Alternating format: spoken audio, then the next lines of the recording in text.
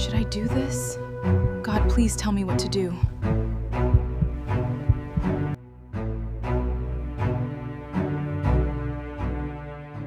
Do you need something I can do or get for you? I just need love and compassion. God, what am I supposed to do? I can't save everyone. If I walk away, she'll die. What? It was Nurse Yeni. The nurse? She paid with When her own all your savings. family Why did she do desert that? you, I don't think she knows who you are. when the people you love most are only there for your money, when your life and well-being matters to no one but a stranger. I did suffer for silence, them no even send me. I beg, wait and be this life. Everything na vanity. Could this be love? Could this be love?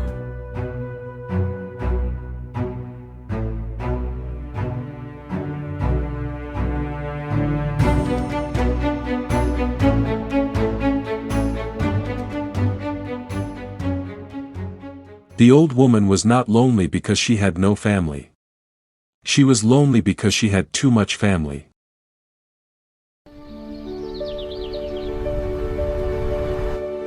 Children, grandchildren, nephews, nieces, business partners.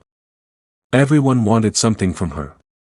For 40 years, Madame Gloria Benson had built one of Nigeria's largest business empires. Private jets, luxury homes, oil investments, factories, hotels, billions. She had everything. Madame Gloria was a very industrious business tycoon. She had everything, except genuine love. By 78, she could no longer tell who loved her and who loved her money. But virtually everyone around her were only interested in her money and influence.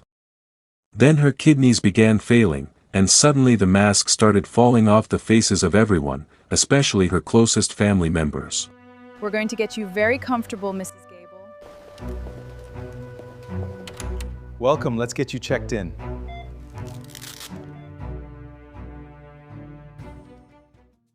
When all your family desert you, Her children visited the hospital every day, but they never spoke to her. Not really. Instead, they stood in corners discussing properties and shares. They fought against each other over company shares, and argued over houses. Compared future inheritances, and sometimes they forgot she was awake. Sometimes they spoke as though she was already dead. One afternoon she heard her eldest daughter say, "Mother has lived long enough." The sentence struck harder than any illness in this world, and she turned her face toward the wall and cried silently.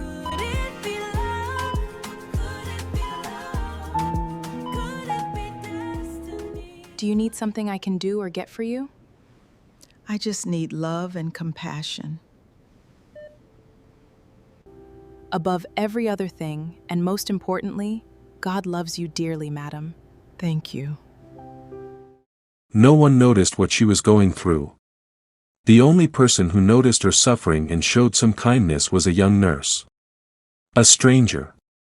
Her name was Yeni. 23 years old. She was very hardworking and compassionate, exhausted, overworked, poor, completely unknown. A nobody in the eyes of the world, but with a heart full of love and compassion for the world of humanity. At home, Yeni's own life was falling apart. Her salary was months behind inflation. Her mother's heart medication was becoming unaffordable. oh, don't tell me, is this destiny? Is this destiny? And their landlord had threatened eviction due to lateness in paying rent. Every naira mattered. Every meal mattered. Every day was a battle. Yet she still smiled at patience. But how did Yeni become a billionaire in a tone of 180 billion naira overnight? How did she move from grass to grace? How did she move from surviving eviction and homelessness to owning and living in her own mansion. One evening, doctors informed Gloria's family that she urgently needed a specialized medication. Without it, her chances of surviving the week were slim. The medication cost less than what her children spent on dinner. Yet nobody paid. One son claimed his accountant was unavailable. A daughter said she was traveling. A grandson promised to handle it later. Everyone assumed someone else would do it, but nobody did. The next day Gloria's condition worsened, and the pains she was feeling became severe. The old woman was suffering in tears, and by evening she could barely speak. Doctors became anxious, because the medication had still not arrived, since it has not been paid for. Yeni overheard the discussion, and she checked the cost. Her heart sank when she realized that the amount was almost exactly what she had saved for her own rent. No, this is my rent money. If I pay this, Mama and I are finished. The rent she had spent 8 months gathering. The rent that stood between her family and homelessness. She stared at her banking app for almost an hour. Then she thought about her mother. Then about the landlord, and the threat. Then she remembered the old woman struggling to breathe, and in pains. The decision was difficult. A very difficult decision to make. She has a wonderful heart of compassion. She is almost taking it as her responsibility to take care of the old woman that is facing a painful time on her sick bed. While on the other hand, her own mother is equally ill, lying on her sick bed at home. And her house rent is long overdue for payment. She is facing eviction. But her resources is limited to her little savings. God, what am I supposed to do? I can't save everyone. If I walk away, she'll die. If I lose everything, please take care of my mother. The choice felt impossible. At midnight she transferred every kobo. Every single kobo, and effected the payment for the medication. The money disappeared from her account. And so did her hope and security. So did her peace of mind. By the following morning the medication arrived, and the treatment began. The immediate crisis passed, and Madame Gloria survived. Nobody knew who paid for the medication and nobody asked. Her family never really cared to know. The family simply assumed one of them had handled it. 3 days later, Gloria discovered the truth. Not from Yeni, but from a pharmacist. Which of my children paid? It wasn't your family. What? It was Nurse Yeni. The nurse? She paid with her own savings. Why would she do that? I don't think she knows who you are. Madame Gloria was shocked. On recovery from her shock, she assigned a member of her staff to find out everything she needed to know about Yeni. From grass to grace. Oh, don't tell me, is this destiny? Oh, is this destiny? The reward of kindness. The investigator did as instructed and reported back to Madame Gloria. The nurse that paid was poor indeed. She was the one whose shoes were worn. The one who skipped lunch most of the time because she was saving for her house rent. The one who walked to the bus stop after 12-hour shifts. That nurse. Gloria couldn't understand it. Why? Why would a stranger do what her own family refused to do? What kind of person sacrifices rent money for someone she has never met? The question haunted her for weeks. Then months. And the more she thought about it, the more disturbing the answer became. Then she remembered that the pharmacist had mentioned that the nurse didn't know who she was, meaning she wasn't expecting anything in return. Then she thought of those moments that she was in severe pains and at the point of dying, and wondered if the nurse actually watched her suffering and chose to save her life. Because the nurse had expected nothing. No reward. No recognition. No inheritance. No publicity. No advantage. She simply saw a dying human being and acted. What broke her heart the most was the fact that she and her mother got evicted from their home because they couldn't afford rent. The same money that saved Gloria's life. Meanwhile, Gloria's relatives continued fighting. The closer she came to death, the uglier they became. Getting lawyers visiting constantly. Arguments grew louder. Greed became impossible to hide. One night Gloria made a decision. Perhaps the last important decision of her life. She summoned her legal team. Not her children. Not her board members. Her lawyers. The meeting lasted until dawn. When the people you love most are only there for your money. Documents were rewritten. Signatures were made. Witnesses were called, and instructions were recorded on video. Everything was legal, and everything was final. 2 weeks later Gloria died peacefully. The family barely waited for the funeral before discussing assets. The burial was less befitting of a woman of her status, because they couldn't wait to proceed with the sharing of assets. Everyone expected wealth. Everyone expected victory. Nobody expected a surprise. 3 days after the burial, the will was read, in a room that overflowed with anticipation. Madame Gloria's immediate children sat proudly.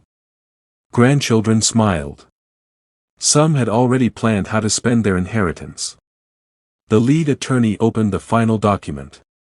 Then he began reading.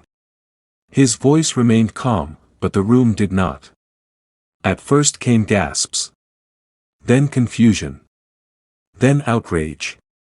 Then absolute silence. Because Gloria Benson had left her entire estate, every company, every mansion, every investment, every shareholding, every account, to one person. A woman no one in the room had ever heard of. Miss Yeni Ekanem. Staff nurse. St. Mary's Hospital.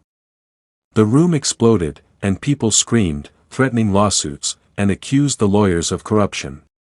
Demanding investigations. But Gloria had anticipated everything, and a video recording was played. When your life and well-being matters to no one but a stranger. The old woman appeared on screen. Weak and thin. But completely lucid. Looking directly at the camera. She said, "To my family, I gave opportunities. I gave education. I gave businesses. I gave houses. I gave my entire life. When I needed one small act of kindness, none of you were willing to spend a fraction of what I had already given you." She paused. Then a stranger did. The room fell silent. A young nurse spent the money that protected her own family from eviction so that I could live. She did not know my name. She did not know my wealth. She did not know who I was. She only knew I was dying. Tears filled Gloria's eyes. The sacrifice she made, it changed my story. You are my family by blood. But she proved herself family by heart. Then came the sentence that changed everything. The people who inherit my wealth should be the people who understand the value of a human life. The video ended. No one spoke. At that exact moment, Yeni was unaware of any of it. She was standing in a crowded ward. Hungry. Exhausted. Worried. Homeless. Because 2 days earlier, she and her sick mother had been evicted. Their belongings were stacked beneath a church shelter. She had spent the previous night sleeping on a thin mat. To earn extra money, she had accepted another double shift. She was changing a patient's dressing when 4 luxury vehicles pulled into the hospital compound. A team of lawyers entered. Behind them were journalists, security personnel, and company executives. The hospital director hurried toward her. Yeni. Her stomach tightened. She thought she was being fired. Instead the lawyer smiled. "Miss Yeni Ekanem. You are now the sole owner of the Benson Group." She blinked. What group? The Benson Group. I don't understand. The lawyer gently handed her a document.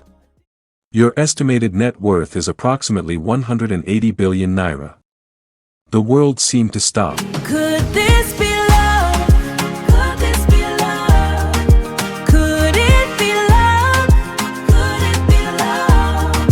Could it be destiny? Could it be destiny? From grass to grace, oh, from grass to grace. Oh, don't tell me, is this destiny? The nurse who had given away her last savings to save a stranger had just inherited the fortune of another stranger. And for the first time in her life, she realized that kindness had traveled in a circle and found its way back home. Yeni opened the accompanying letter and read through the beautiful writing of Gloria Benson. Dear Yeni, when everyone around me saw billions, you saw a human being. When my own family waited for my death, you spent your future to preserve my life. You did not help me because I was rich.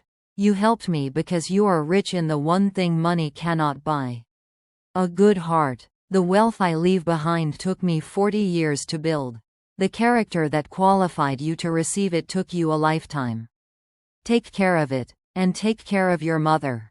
Thank you for reminding me that goodness still exists. Gloria Benson. And so, Yeni became wealthy overnight. She immediately took ownership of the complete will business empire of the late Gloria Benson. Within 6 months, she built a charitable hospital for the less privileged. Could this be love? Yeah, yeah. Could it be luck, my luck? Oh, could it be destiny?